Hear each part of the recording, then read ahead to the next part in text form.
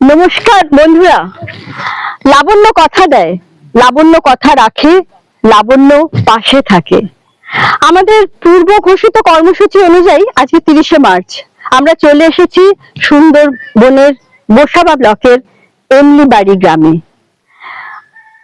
আমি কৃতজ্ঞতা জানাই আমার ফিল্ড কর্মীদের, যারা অক্লান্ত পরিশ্রম করে এই গ্রামের আশেপাশে থেকে 45 জন ব্যাঘ্র বিধবা মহিলাকে নথিভুক্ত করেছেন।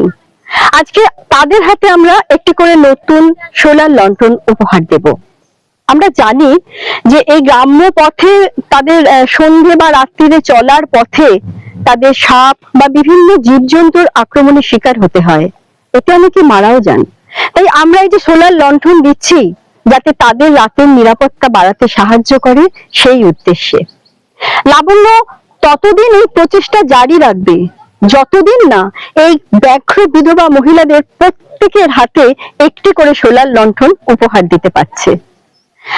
আমাদের সার্ভে করে দেখা গেছে যে গোসাবা ব্লকের 51টি যে গ্রাম, তাতে আমরা প্রায় 300 জন ব্যাঘ্র বিধবাদের শনাক্ত করতে পেরেছি।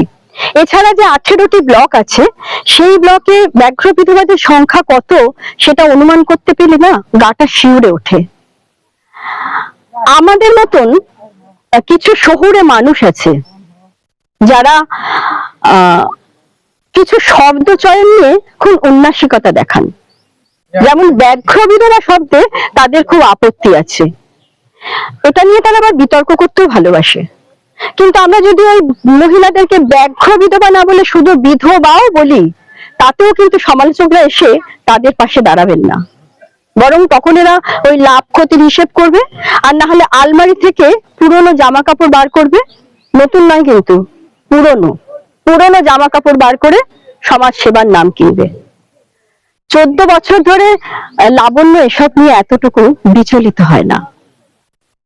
আমাদের এখনকার যেটা লক্ষ্য, যে প্রত্যেক মাসে আমরা আমাদের সামর্থ্য মতন এই ব্যাঘ্র বিধবাদের হাতে কিছু আমরা লণ্ঠন তুলে দেব।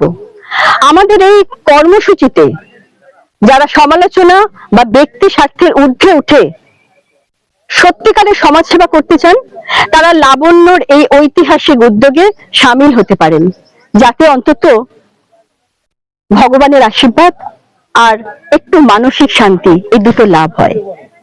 কথায় আছে না, জীবে প্রেম করে যেই জন, সেই জন সেবিছে ঈশ্বর। নমস্কার।